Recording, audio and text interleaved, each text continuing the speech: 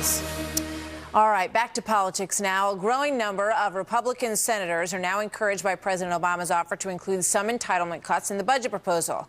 The president's set to unveil that plan in less than an hour from now. We've seen the budgets all being delivered in those big, huge stacks, which you wonder if anybody cracks those open. Most of it's available online these days. But meanwhile, on the other side, a number of liberal groups also are not so happy about this, including the cuts to Social Security is the main thing that has them fired up right now. The government is expected to spend $11 trillion on Social Security over the next 10 years. It'll run out in about 15, 17 years or so, the whole thing.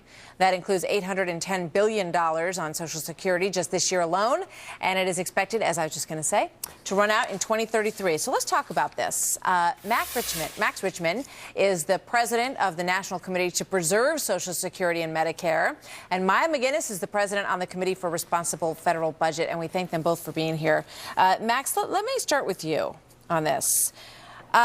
Do you think that we do need to reform entitlements to any extent? Well, first of all, we have said from the outset that changes to Social Security and Medicare should be done for the sake of these programs and not as bargaining chips in negotiations over the federal debt and the annual deficits, which need to be addressed. And we were under the impression, I know I was, that the president agreed with that.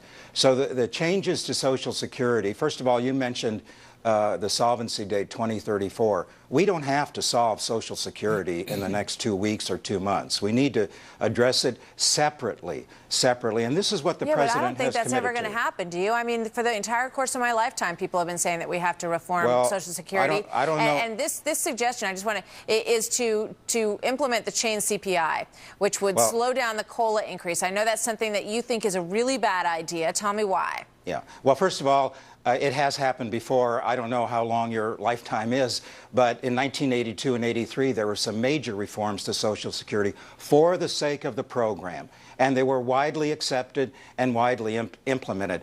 The CPI, the chain CPI that the president has mistakenly inserted into his budget, we believe, will cut benefits. Over time.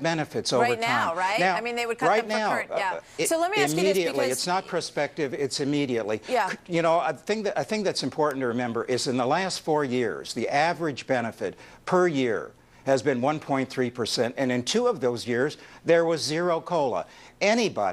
Any politician who thinks that is too generous will have a very rude awakening November of next year. I hear what you're saying. Let me ask you this. What was wrong with the Paul Ryan plan, which would have put these changes only to people who were under the age of 55? So anybody who's receiving benefits right now would not be touched. But for those folks who are still young enough and are still making money, they would have a later age that would kick in. And also, if you make over a certain amount, you're going to have means testing as well. Do you like those ideas? Well, I don't like them at all. Why?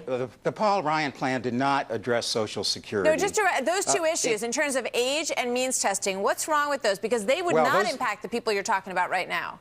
Those 2 issues related to Medicare. Let's be clear about That's true. that. To Medicare. But in terms of entitlements overall, because they could. Well, let me answer that. What his plan did is he privatized the Medicare program, turned it into a voucher. Seniors would be given a check, a coupon, in effect, and told, go out and find insurance. Well, don't we remember, doesn't Congressman Ryan remember the reason we have the Medicare program is people that were older could not buy affordable insurance. And to go back in time, to go back to the last century, and before 1965, and tell seniors, look, we'll give you a voucher. It won't keep up with the rising cost of health care. And you're on your own, and good luck to you. All right.